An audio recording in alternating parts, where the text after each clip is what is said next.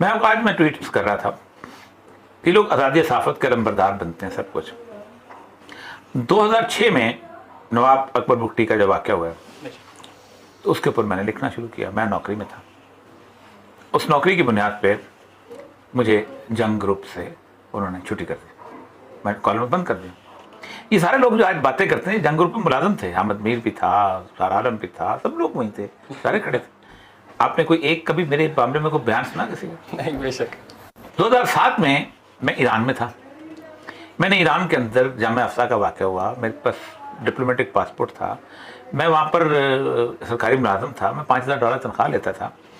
मैं वहाँ ईरानी टीवी के अंदर मैं बोला, मैंने लिखा, मुझे रातों रात डिपोर्ट किया गया, वहाँ पर मेरी $5000 की तनख्वाह ख़त्म कराई गई।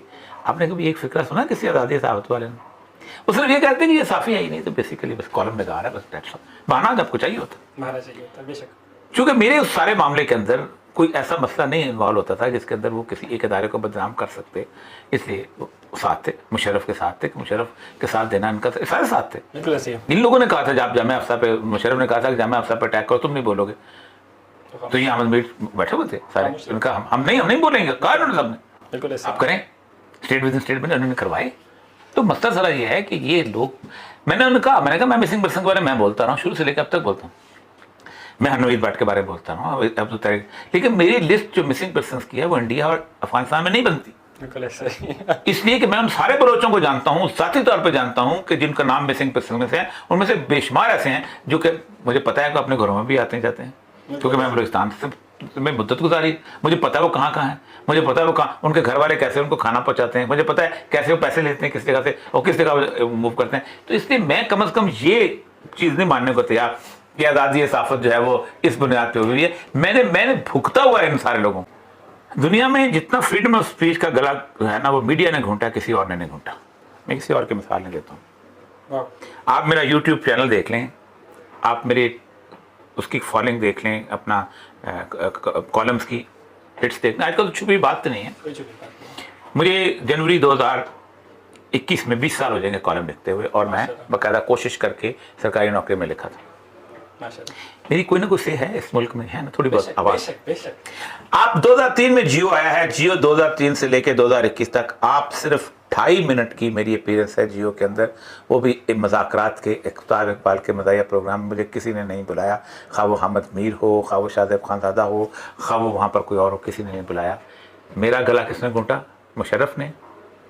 मेरी आवाज़ किसने दबाई? मीडिया ने। ठीक, मुझे समा में एक साहब ने मुझे बुला लिया, उनके मालिक ने उनको लिखा कि आपने क्यों बुलाया, उसने रेटिंग लगा के भेज दी कि मेरी उस दिन के प्रोग्राम की रेटिंग ये थी। तो उन्होंने कहा, उसने उनको लिख के भेजा, rating are not netting, I don't want to see the face of this man on my TV. किसने रोका? ठीक, मैं अब किसी और की मिसाल, किसी और तरफ नहीं जाऊंगा। आज 15-16 साल हो गए मुझे अपनी बात अपने प्रोग्राम में करनी पड़ती है, लेकिन मैं बैलेंस स्ट्राइक करने के लिए मैं नहीं आता। जहाँ जहाँ उनको मजबूरी होती है, तमस्कर उड़ाना होता है, वो हम मुझे बुलाते हैं। ठीक, ये वो लोग हैं कि जिन्होंने एक एजेंडे के तहत, पसंद कारोकारी इस्लाम का मसला नहीं है, सिंधी का मसला है, 3000 साल की सिंधी सिविलाइजेशन का मसला है। ये वहाँ पलीजों को नहीं बुलाएंगे, मुफ्ती नईम को बुलाएंगे। इस्लाम तो पहला वो था जिसने आवाज़ बुलंद की है इसके खिलाफ, कारोकारी के खिलाफ आवाज़ बुलंद की है। यानी जिस वक्त रोमन एम्पायर में ग्लैडिएटर के सामने औरतें फेंकी जाती थीं और वो उनको रेप करते थे, उस वक्त इस्लाम ने कहा खबरदार, गईज़म बिन कतलत, अल्लाह ने कहा क़यामत के दिन जो औरत कत्ल की जाएगी, मैं कातिल के मुंह की तरफ नहीं देखूंगा, और से पूछूंगा तुम्हें किस गुनाह में कत्ल किया, उसको बुलाते हैं। सवारा का जो रस्म है, पठानों की रस्म है, ये शाही सैयद को नहीं बुलाते, असफंजार वली को नहीं बुलाते, मौलवी को बुलाते। इन्होंने 23 साल तमाशा बनाया, किसी ने भी इतना आवाज़ों का गला नहीं घूंटा जितना इस मीडिया ने घूंटा। मैं उसकी मिसाल हूं, मैं अगर बिकता ना हूं तो मैं किसी टीवी में भी ना हूं, लेकिन ये अगर ना भी बिकें तो हर टीवी में होते हैं। हमारे मुल्क का सबसे बड़ा मामला यह है कि हमारे मुल्क के अंदर मादर पितर आज़ादी जो है उसको अफोर्ड करने वाले बहुत हैं। आपको आज पैसे नहीं देगा कोई अखबार वाला तो आपको BBC कॉलम लिखने के लिए आपको दे देगा, आपको CNN पिक करके ले जाएगा, आपको कोई और दूसरा, आपको CBC, आपको PBC, आपको इंटरनेशनल वो ले जाएंगे। जिस मुल्क के अंदर 45 सफारत खाने विंडोज खोल के बैठे हों, क्या आए पैसे लें हमसे, آپ آغا خان کی سائٹ پہ جائیں, ڈونرز لسٹ ہے, اس میں 45 لوگ ہیں, آپ جائیں, آپ اپنے خیرات چندہ لینے کے لیے آپ جائیں, ہاتھ پھیلائیں وہ دینے. اس ملک کے اندر کیا ہو سکتا ہے؟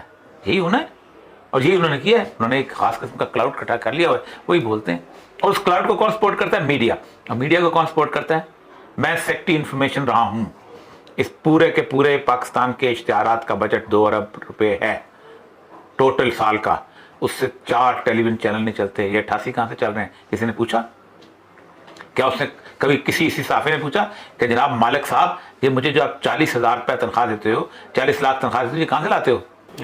یہ کبھی پوچھا آپ نے کہ مجھے تو 10 لاکھ روپے مہینہ تنخواہ؟ 10 لاکھ والے نے پوچھا, 80 لاکھ والے نے پوچھا کہ کدھر سے لاتے ہو؟ چوری کر کے لاتے ہو, ڈاکہ کر لیتے؟ کبھی پوچھا؟ وہ تو جیب میں ڈال لیتے ہو. کیوں ڈالتے ہو؟ پوچھو. نہیں, میڈیا کا 90% ہاتھ ہے. یہ پاکستان کو بے غیرت بنانا چاہتے ہیں, یہ پاکستان کو جھکا ہوا دکھانا چاہتے ہیں, یہ پاکستان کو کمزور بتانا چاہتے ہیں, یہ پاکستان کے سامنے خوف پیدا کرنا چاہتے ہیں, یہ پاکستان کے بچے کو امریکہ کو غلام بنانا چاہتے ہیں. یہ پکے ہوئے